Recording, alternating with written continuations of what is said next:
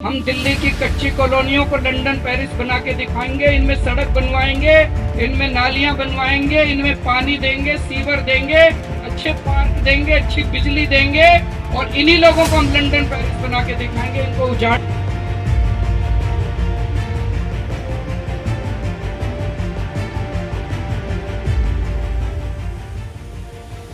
नमस्कार दोस्तों, मेरा नाम है समर त्रिपाठी और आप देख रहे हैं आपका अपना चैनल स्टार फोरम्स।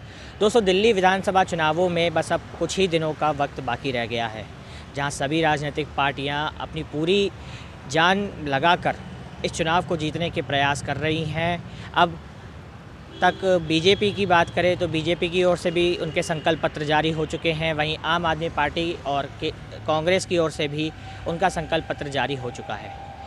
दिल्ली चुनावों को कौन जीतेगा ये तो खैर चुनाव के नतीजे ही बता पाएंगे, लेकिन बात करें अगर इस वक्त दिल्ली में 10 सालों से हुए कामों की, तो आप देख सकते हैं यहाँ क्या स्थिति है। मैं इस वक्त दिल्ली की जनकपुरी विधानसभा क्षेत्र में मौजूद हूँ और आज मैं इसीलिए दिल्ली में निकला हूँ कि दिल्ली में कितनी ऐसी जगहें हैं जहाँ सच में विकास की आवश्यकता है और 10 सालों से दिल्ली सरकार में अभी तक वो काम नहीं हुआ है। दिल्ली सरकार की ओर से वो काम नहीं हुआ है और उन्हें अब सच में विकास की ज़रूरत है।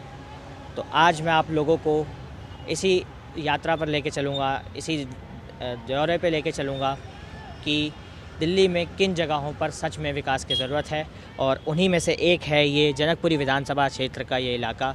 ये पंखा रोड का नाला है, ये पंखा रोड है यहाँ मेरे साइड में यहाँ पर, और ये बस स्टैंड है A1 जनकपुरी। इस नाले में सिर्फ गंदगी ही नहीं बल्कि सड़क पर घूमने वाले जानवर भी इसी कचरे में जी रहे हैं। गाय इसी कचरे में से प्लास्टिक खा रही हैं, जो उनके लिए जहर की तरह काम करता है। लेकिन क्या दिल्ली सरकार को इसकी ज़रा सी भी चिंता है?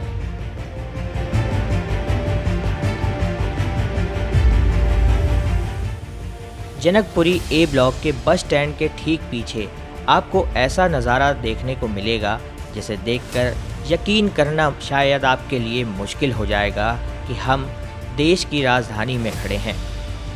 कूड़े के जमते इस पहाड़ को देखकर ये साफ समझ आता है कि यहाँ पर सफाई के नाम पर कोई भी इंतज़ाम नहीं दिख रहा है। आम आदमी पार्टी ने 10 सालों से दिल्ली में कितना बदलाव किया है, ये नज़ारा इसका एक बड़ा सबूत है।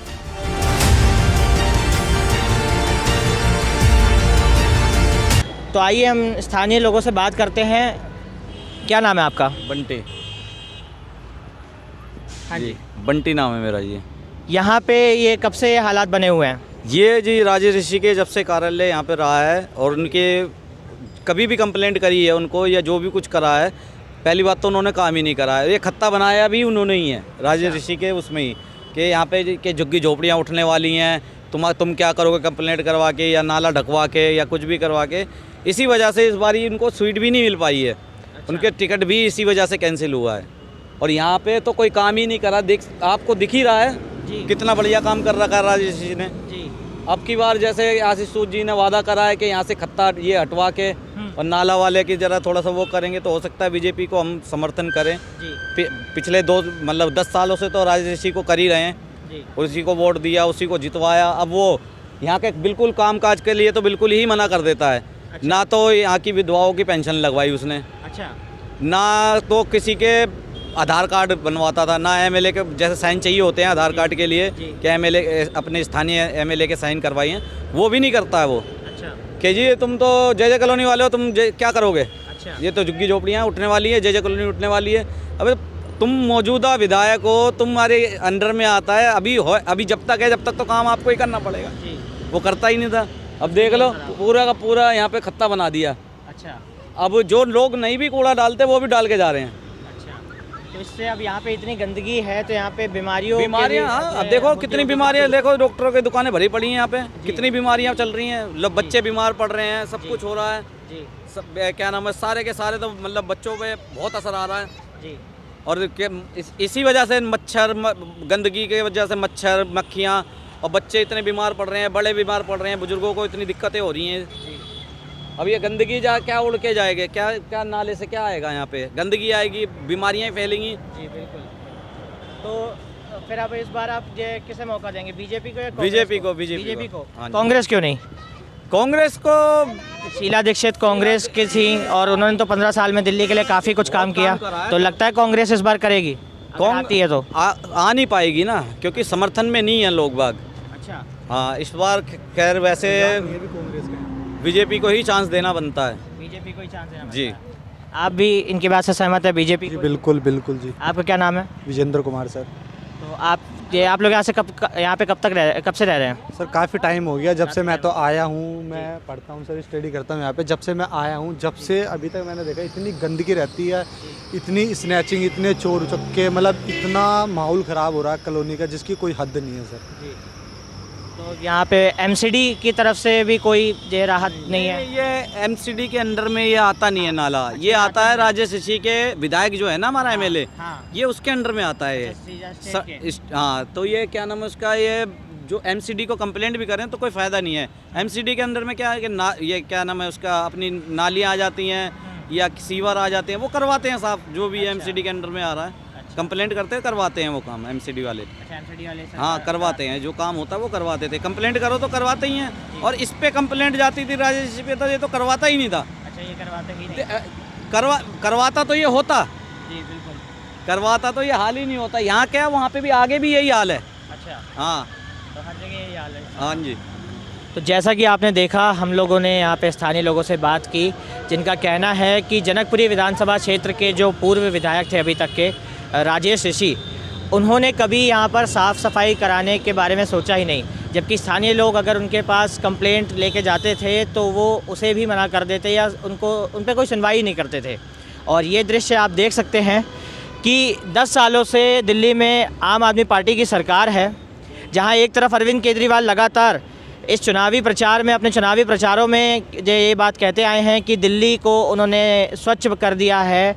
वहाँ ये सबूत है इस बात का कि दिल्ली के कई ऐसे शायद इलाके और हैं अभी जहाँ पर उनके विधायक साफ़ सफाई करने के मामले में पूर्णतः ज़ीरो या कहें शून्य हो चुके हैं। आप देख सकते हैं क्या हालात है यहाँ के, किस कदर यहाँ पर इतनी गंदगी है कि यहाँ पर रहने वाले जो स्थानीय निवासी हैं उनको कितनी बीमारियों से ग्रसित होना पड़ता होगा, कितनी बीमारियाँ उनको लगती होंगी।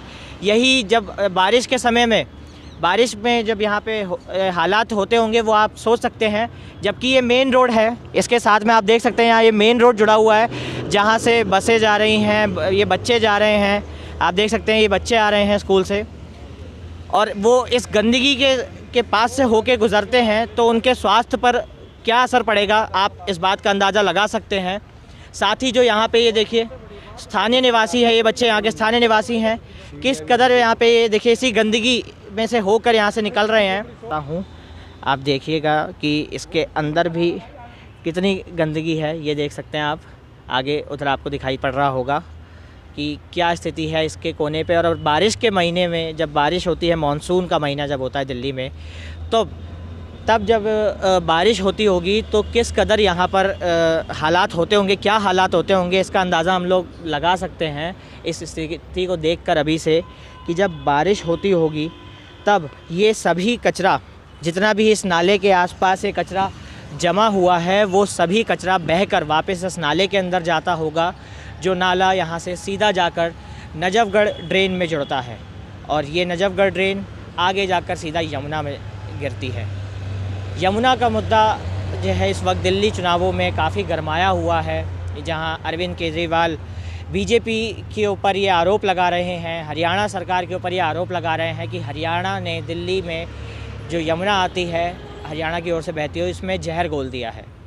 वहीं नायब सिंह सैनी जी का कहना है, जो कि हरियाणा के मुख्यमंत्री है, उनका कहना है कि हमारी ओर से ऐसा कुछ नहीं होता है, ये पल्ले गांव से दिल्ली में यमुना की शुरुआत होती है, हरियाणा में पल्ले गांव से पानी आता है उधर से यमुना का, तो वहाँ तक पानी बिल्कुल साफ़ होता है और दिल्ली में जैसे ही वो प्रवेश करता है वो प्रदूषित हो जाता है। उसका प्रदूषण का स्तर इतना बढ़ जाता है कि वो एकदम काला पानी हो जाता है, ऐसा हरियाणा के मुख्यमंत्री का कहना है। जबकि अरविंद केजरीवाल इस बात को खारिज कर रहे हैं। उनका कहना है कि जो प्रदूषण जो हो रहा है वो हरियाणा की ओर से आ रहा है। लेकिन आप देख सकते हैं कि इस वक्त ऐसे दिल्ली के कई नाले हैं जिनकी स्थिति इस वक्त इस तरीके की है जिस कारण यमुना प्रदूषित हो रही है। तो क्या सिर्फ अगर हरियाणा सरकार ऐसा कुछ कर रही है तो क्या सिर्फ हरियाणा सरकार इसके लिए ज़िम्मेदार है या अरविंद केजरीवाल अपनी गलतियों को भी स्वीकार करेंगे? क्योंकि जिस तरीके के यहाँ हालात हैं उससे ये साफ जाहिर होता है कि जनकपुरी विधानसभा क्षेत्र में आम आदमी पार्टी सफाई के नाम पर नाकाम रही है।